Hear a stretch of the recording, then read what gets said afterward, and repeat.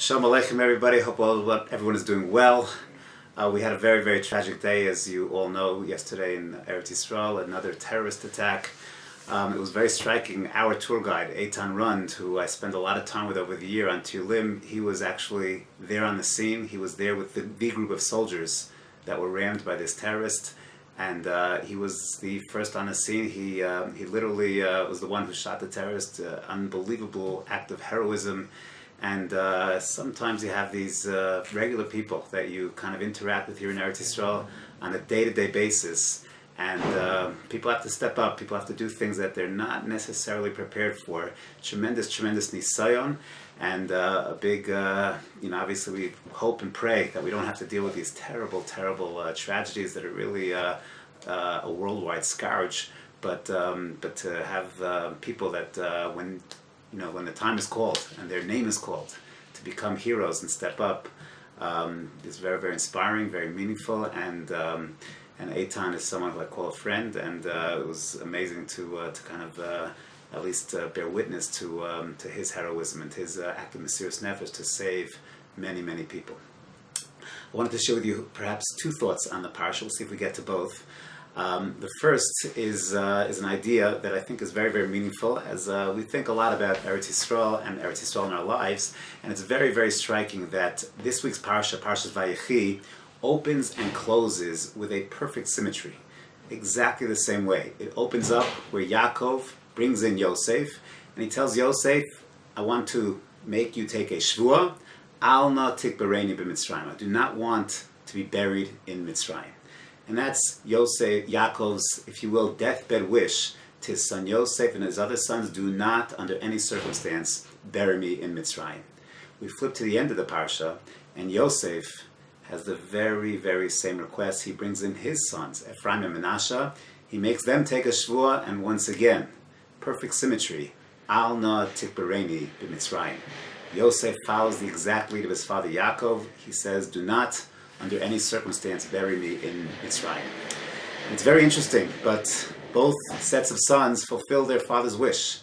Yaakov doesn't get buried in Mitzrayim, and Yosef does not find his ultimate resting place in Mitzrayim, but it's a very, very different process. Yaakov dies, there's a brief mourning period in Eretz Mitzrayim, and then he's immediately taken back by Yosef and his brothers, back to Eretz Yisrael, back to Eretz Canaan, to Hebron, and he has an immediate kfura, the kfuras in the Beis HaKvaros of the Avos HaKadoshim in Hebron. He makes his request, and immediately, after that brief period in Mitzrayim, he's brought back. Yosef has a very, very different process. Yosef, he too, is going to get buried in Eretz Yisrael, in Shechem. However, his process is very different. He's going to be with Bnei Yisrael, with Klal Yisrael in Mitzrayim for 210 years of servitude, of Avdus. Then his bones are going to be taken out of Mitzrayim. They're going to travel 40 years in the desert. And then finally, some 200 plus years after his death, after his ptira, his bones will have their final resting place in Eretz Yisrael. Very striking. Yosef really is aligned with the Banim. Yaakov Avinu is part of the Avos. And therefore, we find that Yosef will have to go through that process. His Atzamos will have to go through that process of Shibud Mitzrayim, Yetziah Mitzrayim, 40 years in Midbar before they finally have their resting place. Yaakov Avinu right away gets buried in Eretz Yisrael. And I believe that there's something very significant over here, a message that the Avos HaKadoshim are teaching us. And that is our ultimate destiny, wherever we might live, Australia, Europe, United States, Canada, doesn't make a difference. Our destiny is Eretz Yisrael. Some of us are going to have the schus of getting there quick, like Yaakov Avinu, and we're going to be kind of the fast track, I will say, the express train back to Eretz Yisrael. Other people are going to have to go through a more lengthy process, similar to Yosef, who had to go through that. His bones had to go through that process, but the ultimate destiny of all of Knesset Yisrael is back in Eretz Yisrael. Some of us will have the schus of ourselves, bringing our families here to Eretz Yisrael. Sometimes it won't be us, it'll be our children, our grandchildren. But always keep in mind that the destiny of the Jewish people, the ultimate destiny of the Jewish people, is in Eretz Yisrael. And this is highlighted by an absolutely stunning comment of the Kli Yakar in the last pasuk of last week's Parshat Vayigash. The Torah tells us, Vayeshev Yisrael be'eretz Mitzrayim. The Jewish people dwelt, Vayeshev, in Mitzrayim, be'eretz Goshen, Vayeachzu ba, Vayifru, Vayirbu ma'od. And the pasuk says, Vayeachzu ba, they grabbed Mitzrayim. And the Kli Yakar comments both on two words, Vayeachzu ba, but perhaps more significantly on the word Vayeshev Yisrael. They dwelled there. Because the original plan was never to dwell in Mitzrayim. The original plan was Lagur Sham, says the Kli Yakar. To live there. Lagur means Milashon Ger. Milashon being a stranger there. It was not to be there permanently, to dwell there, to get terribly comfortable there. It was Lagur, to be there as a stranger, passing through. Take care of certain needs, reunite with a family, perhaps get some food because of the famine, and then back. But what happened was Mitzrayim became a very, very comfortable place. It became a place not just of where we were Gerim, there as strangers, as foreigners, but we actually were there Vayeshev, Vayeachzu ba. We became very, very comfortable there. And says the Kli Yakar, this is actually a very critical pasuk of Bnei Israel, is that we did not have our proper approach. We didn't understand fully that Mitzrayim was a golus, and we got a little too comfortable in Mitzrayim, and for that, unfortunately, Klal Yisrael had to suffer tremendous, tremendous pain. The Kli Yakar echoes this concept in Parshas Achremos, where he says, the Torah tells us right before the Parsha of the Arayos. So the Torah tells us, Perek Yudches, Pasuk Aleph and Beis, Vayidaber Hashem Moshe Lemor, Daber al Bnei Yisrael, V'amarta Alehem Ani Hashem Elokechem, K'maisa Eretz Mitzrayim, Asher Yeshavtem Ba, Lo Ta'asu.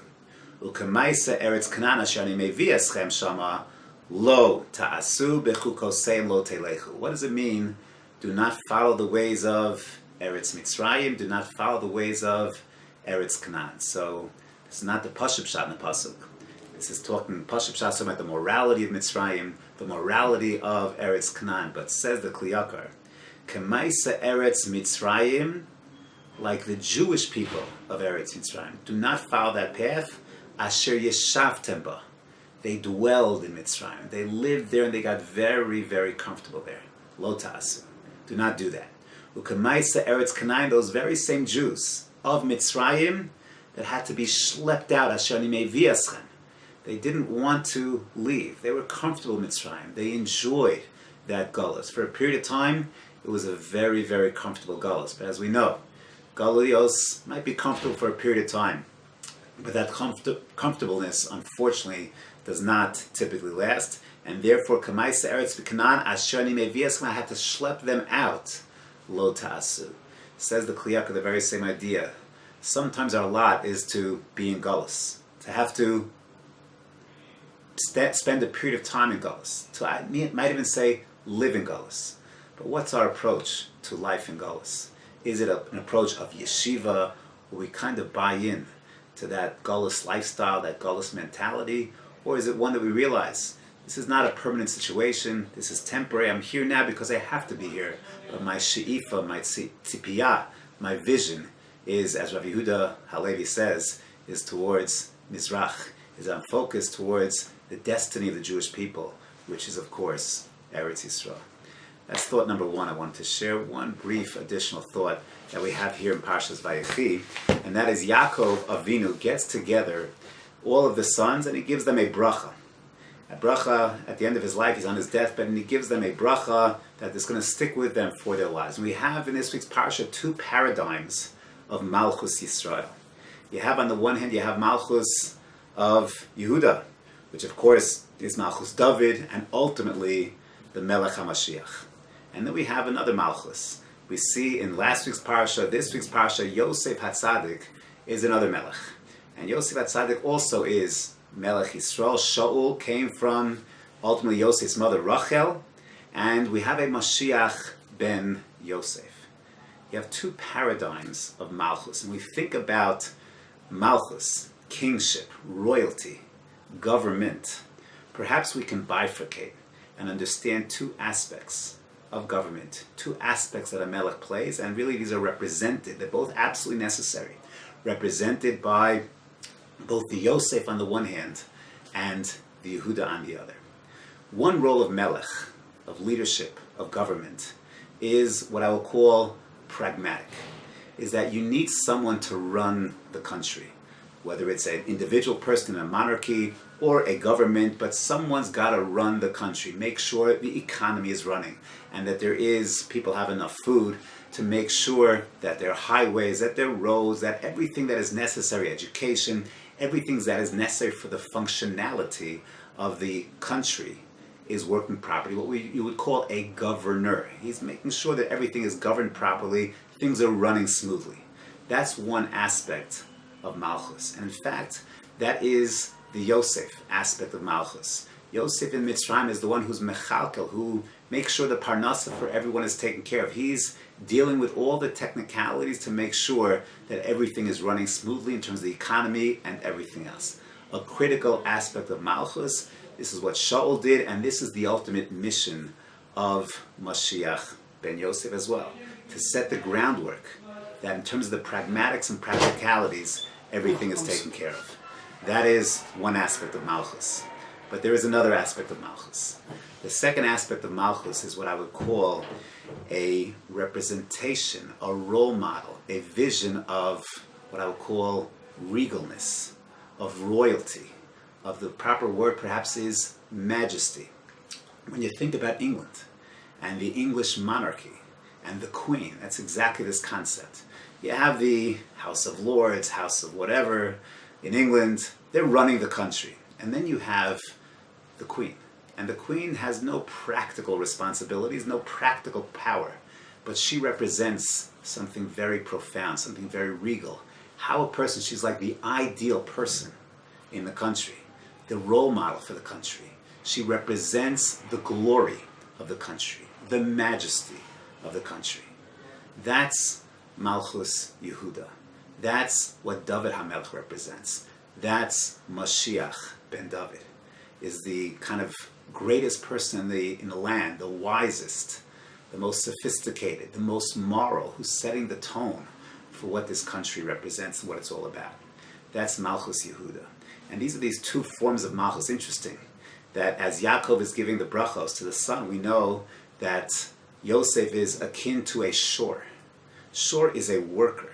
That's the job of the shore. A very strong animal that's really getting things done in the country, getting things done in the field. Working. That's the role of the shore. Yehuda is the Gur Aryeh Yehuda, is the lion.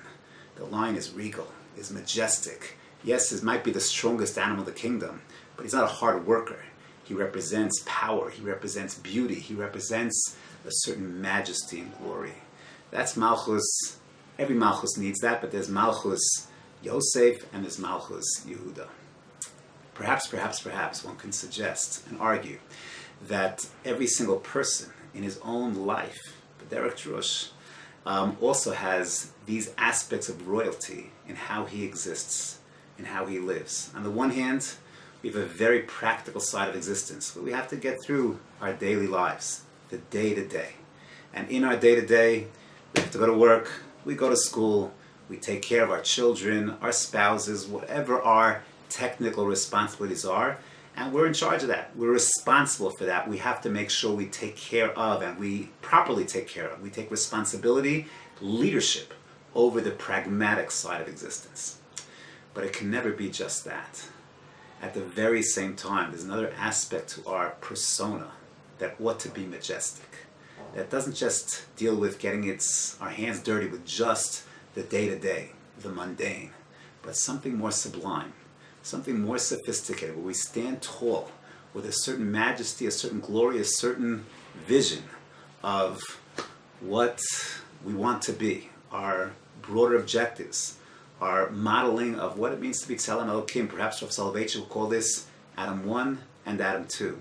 But these are two aspects of the human personality. What we'll call the technical, pragmatic, taking care of what has to be taken care of, the Malchus Yosef, and at the same time the majestic, the glorious, the Malchus Yehuda. Very, very ambitious missions. And I want to perhaps just tie these two ideas together, is that we always have to keep in mind where our direction is, where our vision is. Sure, we have to deal with our daily lives, our parnasa, our obligations, and sometimes that might have to keep us for many, many years in Chutz La'aretz. But we have to always know, Tzipisali Yeshua, what our destination is, where we're heading, where our ultimate goals are. You have to have that vision, that majestic vision of that Malchus Yehuda, to know where your brain is pointing, to know where your eyes are looking, where are your visions. That vision. A person might have his guf in one place, but his vision is somewhere else, is striving for more, for achieving. And Bez Hashem, that's a very, very lofty goal, to juggle these two very real responsibilities and needs, to juggle the pragmatism of the Yosef with the glorious vision, with the direction, with the majesty of Yehuda, is a unique challenge, but something that we all have within us, and we all should be zocher to do. So as we finish Sefer Bereshis, and we read those words at the end, Chazak, Chazak, we say those words, Chazak, Chazak, v'nitzchazek. So we all should give each other a bracha to continue to be Chazak, despite what the craziness that is going on in the world around us. We should all be zocher to A, take care of the pragmatics of daily life, but also to have that tremendous vision of what we're all about, that sense of Tzelem Elokim, and we should be zocher to a real period of time where we can give each other chizuk, and a period of chazak, chazak, v'nit chazek.